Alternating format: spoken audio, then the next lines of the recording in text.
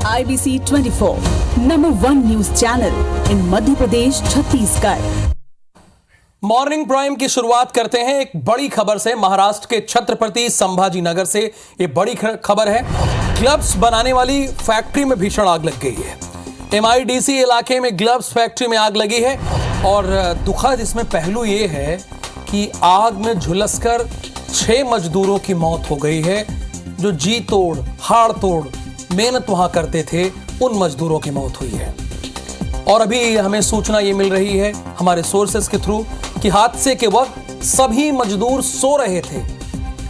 आग बुझाने में दमकल की टीम जुटी हुई है। आमतौर पर जो बाहर से मजदूर जाते हैं वो उसी फैक्ट्री में 18 घंटे काम करते हैं और वहीं सो जाते हैं। उनके पास कोई विकल्प नहीं होता है। उनके पास मुंबई जैसे बड़े शहरों में छोटा सा कमरा लेने के भर के भी पैसा नहीं होता है और घंटों काम करते हैं। मान लीजिए आपको ये पता होगा कि 8 घंटे, लेकिन 8 घंटे नहीं, हकीकत ये है कि उनको अपना परिवार चलाने के लिए 14 घंटा 15 घंटा इससे ज्यादा काम करना पड़ता है।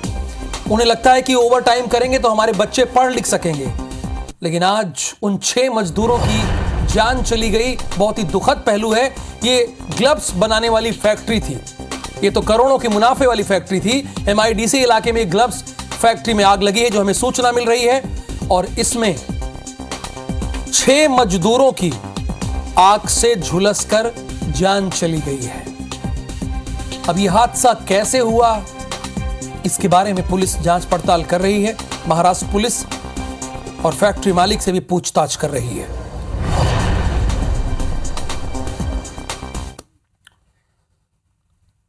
और अब मॉर्निंग प्राइम में वक्त हो गया है हेडलाइंस का, यानी इस वक्त की बड़ी खबरें क्या है ये आपको बताने का।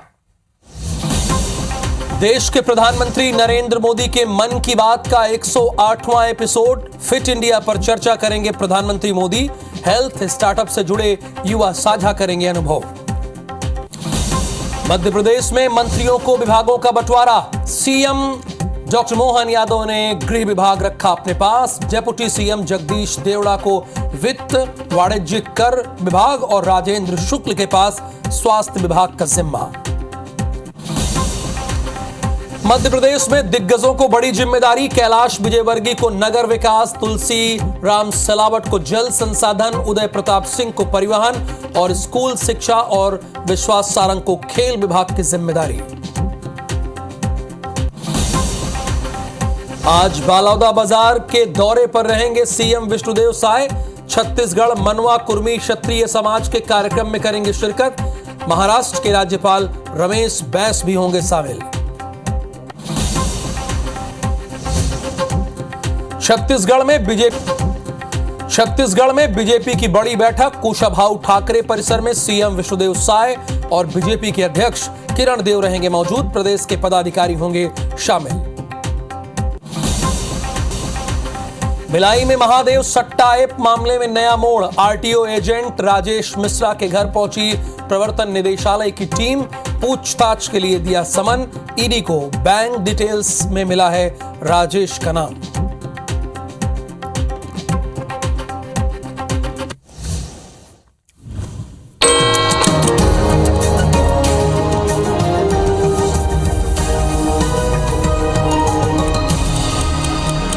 तो साथ की बड़ी बात में सबसे बड़ी बात तो यही है कि फाइनली मध्य प्रदेश में कैबिनेट के मंत्रियों के विभागों का बंटवारा हो गया है।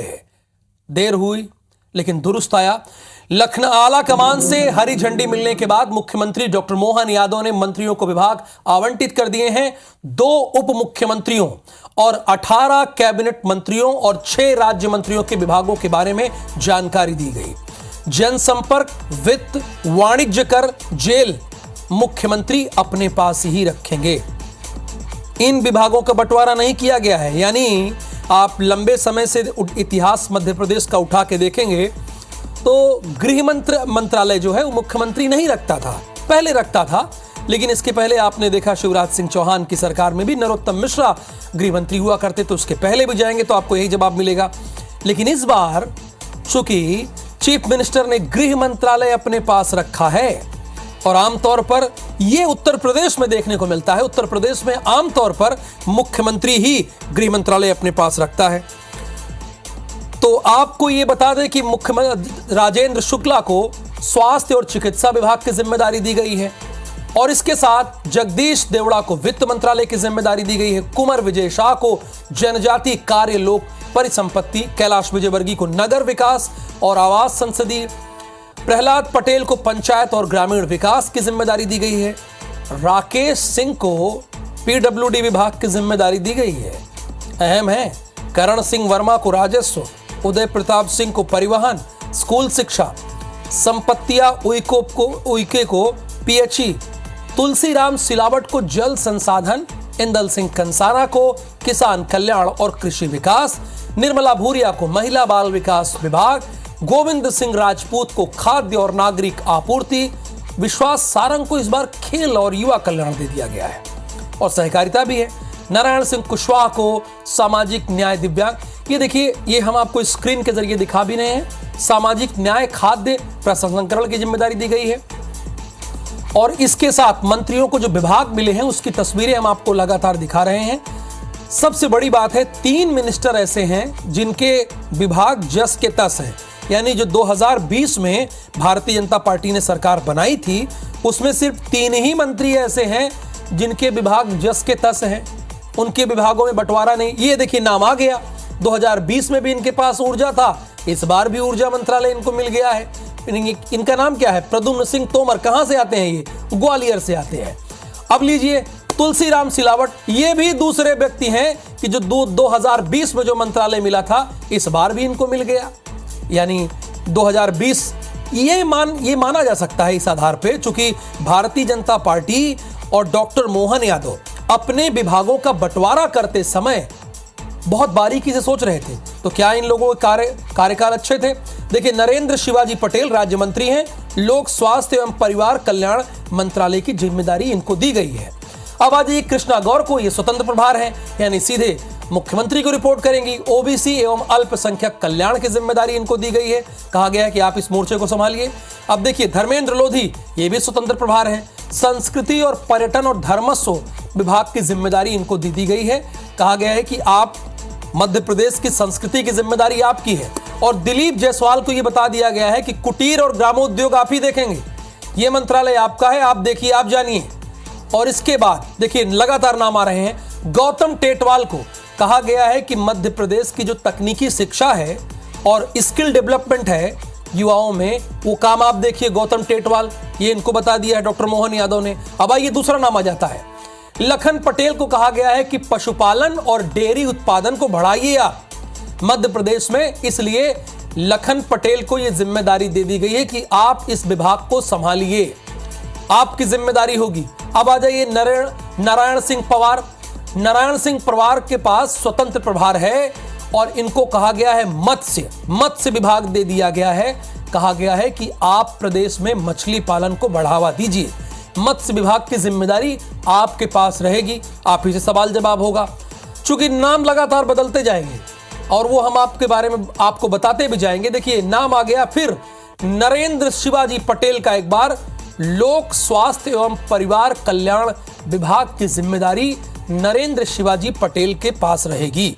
अब यही संभालेंगे लोक स्वास्थ्य और परिवार कल्याण की जिम्मेदारी, इन्हीं के जिम्मे होगा कि लोक स्वास्थ्य और परिवार कल्याण। अब आ जाइए डॉक्टर मोहन यादव। पुलिसिंग व्यवस्था जो है इनके पास रहेगी, मध्य प्रदेश की जो पुलिसिंग व्यवस्था है इनके पास रहेगी। जनसंपर्क जो है इनके पास रहेगा, यानी पुलिस को टाइट करने का काम इन्हें। अब देखिए, जगदीश देवड़ा के पास जिम्मेदारी ये होगी कि किस मद में कितना पैसा जाना है, क्या व्यवस्था करना है, कितने का बजट होगा, ये जगदीश देवड़ा जी देखेंगे।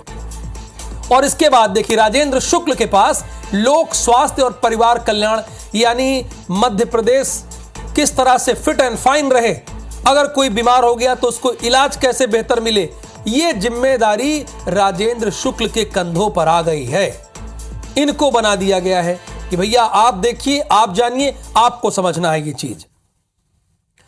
तो मध्य प्रदेश में लंबे इंतजार के बाद फाइनली मंत्रियों के विभागों का बंटवारा हो गया है। खंडवा पहुंचे सीएम मोहन यादव ने कहा कि मंत्रिमंडल की सूची देकर आया हूं। नई सरकार जनता को समर्पित है। नए मंत्रिमंडल के विभागों का बंटवारा कर दिया गया है। सभी 28 मंत्रियों को अलग अलग विभागों की जिम्मेदारी दी गई है। उम्मीद करता हूं, कौन उम्मीद करता है? मुख्यमंत्री डॉक्टर मोहन यादव करते हैं। वो उम्मीद करते हैं कि सभी 5 साल डटकर काम करेंगे। यानी जो ये मंत्रालयों का बंटवारा हुआ है, ऐसा नहीं कि बीच में ले लिया जाएगा 3 साल बाद, 2 साल बाद। अगर काम ठीक रहा तो आप लोग डट कर काम कीजिए। ये मुख्यमंत्री ने एक सिरे से मैसेज दे दिया है कि उम्मीद मैं करता हूं कि आप लोग बेहतर काम कीजिए और 5 साल मध्य प्रदेश को आगे लेकर जाइए। मैं अपने नए सरकार के नए मंत्रिमंडल के नए सदस्यों के नाम की सूची देने के बाद जनता को समर्पित करते हुए यह नया मंत्रिमंडल जनता की सेवा का नया संकल्प लेगा। 28 ही मंत्रियों को अलग अलग विभागों की जवाबदारी दी गई है। जो मुख्यमंत्री पहले से हमारे बीच में थे, सबको काम का विभाजन कर दिया गया है। विभागों का बंटवारा होने के बाद शनिवार को मंत्रिमंडल के सदस्यों ने मुख्यमंत्री विष्णुदेव साय से सौजन्य मुलाकात की, कट से मुलाकात की। ये छत्तीसगढ़ की बात कर रहा हूं मैं। इस अवसर पर मुख्यमंत्री ने सभी मंत्रियों को शुभकामनाएं देते हुए कहा कि आप सभी मोदी जी की गारंटी को पूरा करने के लिए मनोयोग से जुट जाएं। प्रदेश की जनता ने हम पर भरोसा जताया है। इस भरोसे को पूरा करने के लिए हम सब संकल्पबद्ध होकर कड़ी मेहनत से काम करेंगे। सीएम ने यह भी कहा कि हमारा ध्येय वाक्य जो है सुशासन का सूर्योदय। अब जो कैबिनेट मिनिस्टर ना समझ पाए, मैं एक बार फिर से बता देता हूं। मुख्यमंत्री विष्णुदेव साय ने यही कहा है कि हमारा ध्येय वाक्य, जैसे देखिए आप देखते हैं सवाल आपका IBC 24 का ध्येय वाक्य है, वैसे इस सरकार का ध्येय वाक्य क्या है? इस सरकार का ध्येय वाक्य यह है सुशासन का सूर्योदय। यह ध्येय वाक्य है, इसे चरितार्थ करना है। अगले 5 सालों में मोदी जी द्वारा दी गई सारी गारंटी पूरी करनी है। पूरी पारदर्शिता के साथ आम जनता को इसका लाभ देना है। इस मौके पर विधानसभा के अध्यक्ष डॉक्टर रमन सिंह भी मौजूद थे। वो आप देख भी रहे हैं, बगल में विष्णुदेव साय बैठे हुए हैं, उनके बगल में आप देखिए दाएं बाएं, एक तरफ बृजमोहन अग्रवाल हैं, दूसरी तरफ डॉक्टर रमन सिंह हैं, और ये बाकी सारे कैबिनेट मिनिस्टर हैं। तो deputy chief minister Arun Sao मंत्रालय में विभाग मिलने के बाद पहली बार लोरमी पहुंचे। अब जाहिर सी बात है भाजपाइयों ने उनका स्वागत गर्मजोशी के साथ किया। डेप्यूटी सीएम अरुण साव को जो है बहुत अहम विभाग मिला है। कौन सा विभाग मिला है आप बताइए? सारे लोग तो जान रहे हैं, ठीक आप समझ रहे हैं, PWD, ये बड़ा अहम विभाग है। PHE, विधि, नगरीय प्रशासन, ये सारे विभाग इनको दिए गए हैं। अरुण साव ने राज्य सरकार को धन्यवाद देते हुए कहा कि जो जिम्मेदारी मिली है मैं उसे ईमानदारी के साथ निभाऊंगा, जनता की उम्मीदों पर खरा उतरने की कोशिश करूंगा। ये उन्होंने कहा है 2 टूक शब्द। एक बड़ी जिम्मेदारी माननीय मुख्यमंत्री जी ने मुझे सौंपी है। आदरणीय मुख्यमंत्री विष्णुदेव साय जी के प्रति कृतज्ञता ज्ञापित करता हूं कि उन्होंने मुझे ये जिम्मेदारी दी है, मुझ पर भरोसा किया है। कि भरोसा पर खरा उतरने के लिए पूरी ताकत से काम करूंगा। छत्तीसगढ़ महतारी की सेवा करने का काम करेंगे। छत्तीसगढ़ की जनता को हम सबसे बड़ी उम्मीदें हैं। छत्तीसगढ़ की जनता की उम्मीदों पर खरा उतरने का काम हमारी सरकार करेगी। प्रदेश के खेलकूद, युवा और राजस्व मंत्री टंकराम वर्मा विभाग मिलने के बाद पहली बार बालौदा बाजार पहुंच गए। उन्होंने अधिकारियों को 2 टूक जवाब देते हुए भ्रष्टाचारी अधिकारियों को नहीं छोड़ा जाएगा और ईमानदार अधिकारी को सम्मानित किया जाएगा, ये कहा है। देखिए, अब कहने से काम नहीं चलेगा। आप मंत्री हो गए हैं और अगर कोई भ्रष्टाचारी है तो पकड़ के दिखाइए जनता को। ये कहने कहलाने का दौर टंकराम जी बीत गया। अब आप मंत्री हैं, जो भ्रष्टाचारी है उसे पकड़िए और सजा दीजिए।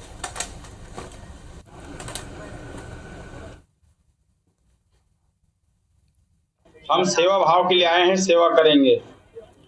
जो भ्रष्ट अधिकारी हैं उस पर कार्रवाई करेंगे हम, और जो ईमानदार कर्मचारी अधिकारी है उसको पुरस्कृत भी करेंगे। रिपा योजना की एक बार फिर से समीक्षा होगी। समीक्षा के बाद जैसे माननीय मुख्यमंत्री जी का निर्देश होगा उसके हिसाब से उसमें काम किया जाएगा। यानी टंकराम वर्मा जी ने अलर्ट किया है, अल्टीमेटम दिया है कि भ्रष्टाचारी अधिकारी को छोड़ेंगे नहीं वो। इधर रायपुर से खबर यह है कि लोकसभा चुनाव की तैयारियों में भारतीय जनता पार्टी जुट गई है। आज कुशाभाऊ ठाकरे परिसर में भारतीय जनता पार्टी की एक बैठक होगी। इस बैठक में सीएम होंगे, डेप्यूटी सीएम द्वय, यानी दोनों डेप्यूटी सीएम। कहने का मतलब यह हुआ, बैठक में प्रदेश अध्यक्ष किरण देव भी मौजूद रहेंगे। सुबह 10 बजे से भारतीय जनता पार्टी की ये मीटिंग शुरू हो जाएगी। 10 बजे टाइमिंग दी गई, जैसे 10 बजेगा वैसे ही मीटिंग शुरू हो जाएगी। और इस मीटिंग का विषय ये होगा कि कैसे लोकसभा चुनाव में भारतीय जनता पार्टी को जीत दिलाई जाए। यानी लक्ष्य जो भारतीय जनता पार्टी लेकर चल रही है वो आसान लक्ष्य नहीं है। 11 में से 11 लक्ष्य लेकर चल रही है भारतीय जनता पार्टी इस बार छत्तीसगढ़ में, क्योंकि माहौल भी उनके फेवर में है और ऐसा वो कर भी चुके हैं इसके पहले। इस बार सरकार उनकी आई है, तो इसीलिए लक्ष्य 11 में से 11 का उनका है। जैसा कि आप जानते हैं, आज रविवार का दिन भी है और देश के प्रधानमंत्री नरेंद्र मोदी आमतौर पर रविवार के दिन ही अपने मन की बात आपके सामने रेडियो के जरिए रखते हैं।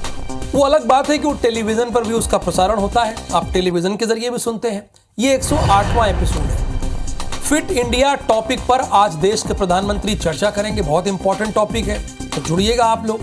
हेल्थ स्टार्टअप से जुड़े युवा अपने अनुभव शेयर करेंगे, जैसे वो युवा जिन्होंने हेल्थ स्टार्टअप से अपने जीवन की शुरुआत की। मान लीजिए किसी ने जिम डाल दिया, कोई लोगों को योग सिखा रहा है, तो ऐसे लोग जो मतलब लोगों को फिट भी कर रहे हैं और अब अपना रोजगार भी आगे बढ़ा रहे हैं, तो ऐसे लोगों से देश के प्रधानमंत्री नरेंद्र मोदी आज बात भी करेंगे। जांजगीर के पंतोरा पुलिस ने झारखंड निवासी चुरावन साव के दफन शव को निकलवाया। बालौदा बाजार के भाटापारा में परिजन ने ऑटो ड्राइवर समझकर शव को दफना दिया था।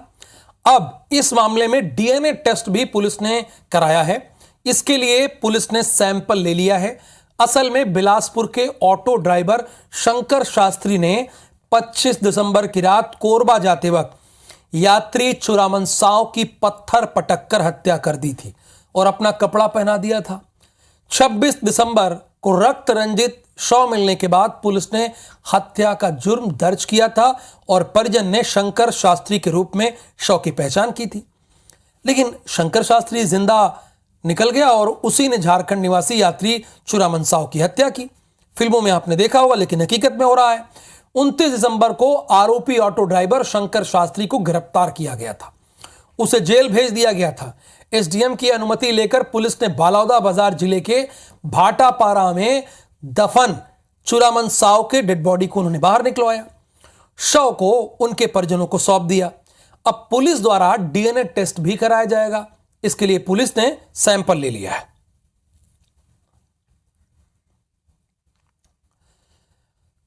अच्छा, सट्टा ऐप महादेव के बारे में तो आप जानते ही होंगे।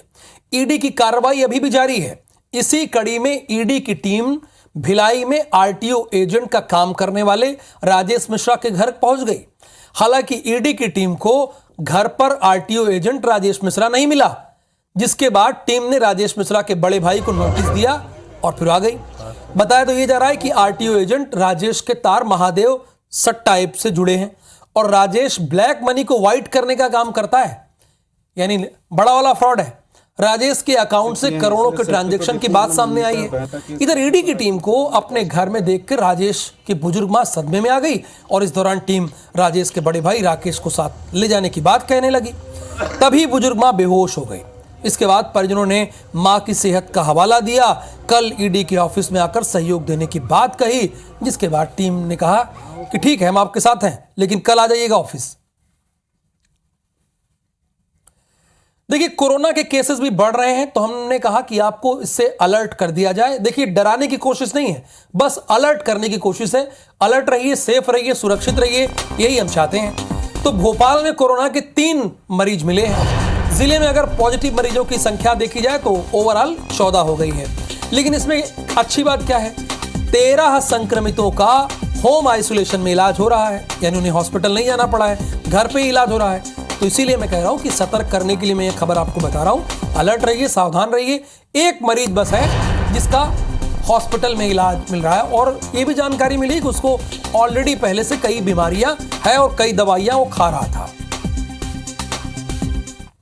अब देखिए छत्तीसगढ़ के भी आंकड़े आपकी स्क्रीन पर आ गए। 31 मरीज मिले हैं छत्तीसगढ़ में, कोरोना के 31 नए मरीज पाए गए, यानी ओवरऑल इस लिहाज से संख्या हो जाती है 66 की संख्या हो जाती है। अगर 31 मिले हैं तो पहले जो संख्या थी उसके आधार पर मैं कह रहा हूं कि 66 हो गई है। ये देखिए स्क्रीन पर भी आ गई। अच्छा, रायगढ़ में सबसे ज्यादा 14 नए मरीज पाए गए हैं, सबसे ज्यादा वहां का आंकड़ा है 14 का। और अगर पॉजिटिविटी रेट देखें या दर देखें जिसे आप कहते हैं, तो वो 1 से भी नीचे है, 0.78 है।